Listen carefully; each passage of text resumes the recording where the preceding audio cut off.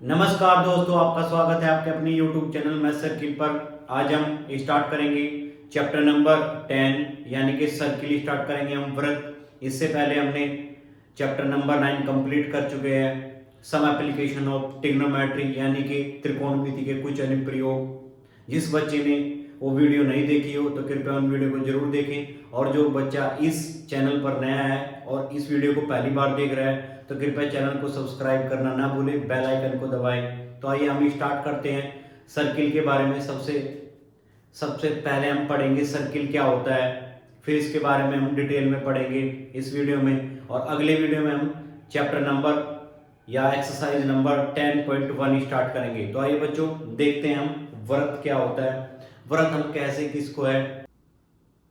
तो आइए हम देख लेते हैं वृत्त क्या होता है। वृत्त हम कहते हैं किसी तल में स्थित बिंदुओं का वह समूह जिनकी एक निश्चित बिंदु से दूरी हमेशा अचर रहती है। यानी कि हम समझ लेते हैं, ये एक तल है, तल में किसी बिंदुओं का समूह, इस बिंदुओं का समूह है ये, जिनकी एक निश्चित बिंदु, ये निश्चित बिंदु ये रहा, इस बिंदु से दूरी हमेशा समान रहती है। यानी कि किसी तल में स्थित बिंदुओं की किसी निश्चित बिंदु से दूरी हमेशा अचर रहती है। ये एक निश्चित बिंदु यहां है, इस निश्चित बिंदु से तल में स्थित बिंदुओं के समूह की जो दूरी होती है वो हमेशा समान रहती है। इस दूरी को हम नाम दे देते हैं त्रिज्या। यानी कि इस निश्चित पॉइंट से ये तल में स्थित किसी निश्चित बिंदु तक की दूरी को हम नाम दे देते हैं त्रिज्या, यानी कि रेडियस। ये दूरी क्या कहलाती है? रेडियस। इसको नाम हम देते हैं क्या? रेडियस। अब हम पढ़ते हैं, इसको हम बोलते हैं परिधि यानी कि सरकमफेरेंस। इसको हम बोलते हैं परिधि, सरकमफेरेंस। इसको हम बोलते हैं सरकमफेरेंस। अभी तक हमने पढ़ा, इसको हम बोलते हैं त्रिज्या, इसको हम बोलते हैं परिधि यानी कि सरकमफेरेंस। अब हम यदि मैं त्रिज्या को लिखूं, त्रिज्या बराबर, त्रिज्या को हम रिप्रेजेंट करते हैं आर से, त्रिज्या को हम रिप्रेजेंट करेंगे आर से। ये दूरी, इसको हम बोलते हैं व्यास, यहां से यहां तक की दूरी, यानी कि जो जीवा केंद्र से होकर गुजरती है उसको हम क्या बोलते हैं? व्यास या डायमीटर। डायमीटर, और डायमीटर क्या होता है? त्रिज्या का 2 गुना। यदि मैं त्रिज्या का 2 गुना यहां से यहां तक और यहां से यहां तक, ये दूरी बराबर है त्रिज्या का 2 गुना क्या कहलाता है? व्यास। परिधि क्या है? 2 पाई आर। परिधि की किसके इक्वल होती है? 2 पाई आर। यदि हमें ये डिस्टेंस निकालनी है तो इसको हम क्या बोलेंगे? 2 पाई आर। ये होती है परिधि। अब हम कुछ और जानकारी पढ़ते हैं त्रिभुज के बारे में, सॉरी वर्त के बारे में। यहां पे हमने एक सर्किल बनाया यानी कि वर्त।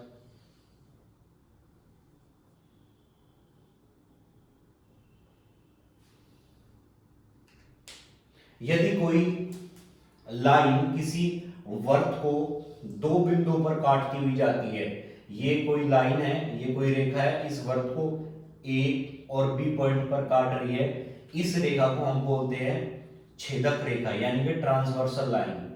इस रेखा को हम बोलते हैं छेदक रेखा या ट्रांसवर्सल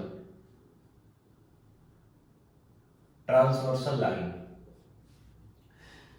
यहां से यहां तक की दूरी को, जिन बिंदुओं पर ये टच करती है, यहां से यहां तक की दूरी को हम बोलते हैं जीवा यानी कि कोड। इसको बोलते हैं कोड या फिर जीवा। ये दूरी यानी कि किसी भी सर्किल में अगर हमने एक सिरे से दूसरे सिरे को मिलाया तो ये क्या कहलाती है? जीवा यानी कि कोड। इस AB को हम क्या बोलेंगे? जीवा या फिर कोड। तो वह जीवा जो केंद्र से होकर गुजरती है, ये भी हमारे पास क्या है? ए भी एक जीवा है यानी कि कोड है, लेकिन ये किससे गुजर रही है? केंद्र O से गुजर रही है। तो इसको हम क्या नाम दे देते हैं, व्यास यानी कि डायमीटर। अब हम पढ़ते हैं स्पर्श रेखा क्या होती है। ये कोई सर्किल है यानी कि वृत्त है, और वृत्त के ये कोई छेदक रेखा है AB। यदि ये छेदक रेखा वृत्त को एक बिंदु पर टच करे या एक बिंदु पर काटे, उसको हम क्या बोलते हैं, स्पर्शी यानी कि टेंजेंट। इसको हम बोलते हैं स्पर्शी या टेंजेंट, स्पर्श रेखा। इसको नाम हम क्या देते हैं, टेंजेंट या स्पर्शी। यानी कि वृत्त की जो स्पर्शी होती है वो वृत्त को एक बिंदु पर टच करती है या एक बिंदु पर इंटरसेक्ट करती है, तो इसको हम क्या बोलते हैं, टेंजेंट। यहां से ये सेंटर हो गया, यहां से यहां तक की दूरी क्या कहलाती है, त्रिज्या यानी कि रेडियस।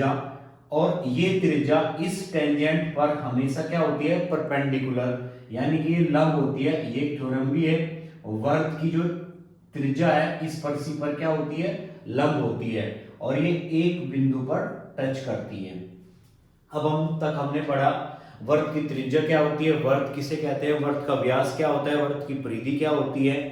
अब और हमने पढ़ा इसके बाद में छेदक रेखा या ट्रांसवर्सल लाइन, फिर हमने पढ़ा कोड या जीवा क्या होती है, फिर हमने पढ़ा स्पर्शी या टेंजेंट। अब हम पढ़ेंगे वृत्त में सेक्टर यानी कि त्रिज्या खंड या फिर वृत्त खंड क्या होता है। तो हम पढ़ते हैं, हमने ये सर्किल बनाया, ये वृत्त है। कोई भी जीवा वृत्त को दो भागों में विभाजित करती है, दो भागों में डिवाइड करती है। ये सर्किल है और इसकी ए बी एक क्या है, जीवा या फिर कोड।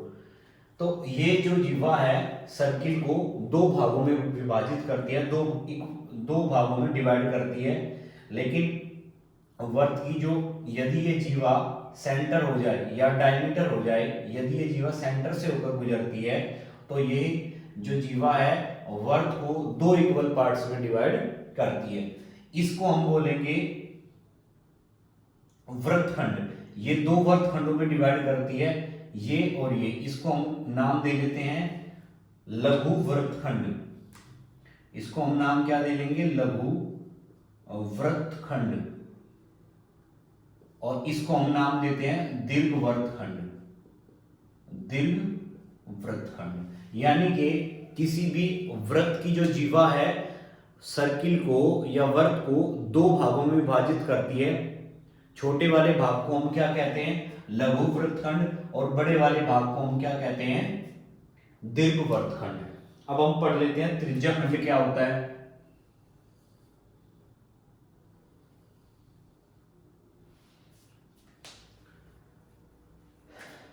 यहां ये त्रिज्या, एक रेडियस ये है और एक रेडियस ये है, यानी कि इन त्रिज्याओं ने इस वृत्त को, इस सर्किल को दो इक्वल भाग में डिवाइड किया। इसको बोलते हैं हम त्रिज्या खंड। इसका नाम क्या है, त्रिज्या खंड। इसको हम लघु त्रिज्या खंड बोलते हैं, इसको हम बोलते हैं दीर्घ त्रिज्या खंड।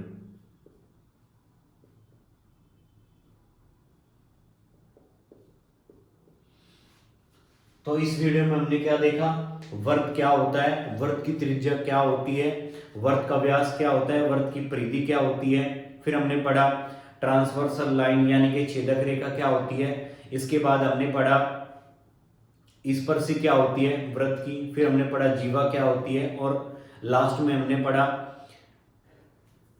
लघु वृत्तखंड, दीर्घ वृत्तखंड और त्रिज्या खंड किसे कहते हैं। तो अगली वीडियो में, इस वीडियो में इतना ही। अगली वीडियो में हम क्या करेंगे, एक्सरसाइज नंबर 10.1 स्टार्ट करेंगे। यदि आपको वीडियो पसंद आई हो तो कृपया चैनल को सब्सक्राइब करें और अपने दोस्तों के साथ इस वीडियो को जरूर शेयर करें। Thank you. जय हिंद, जय भारत।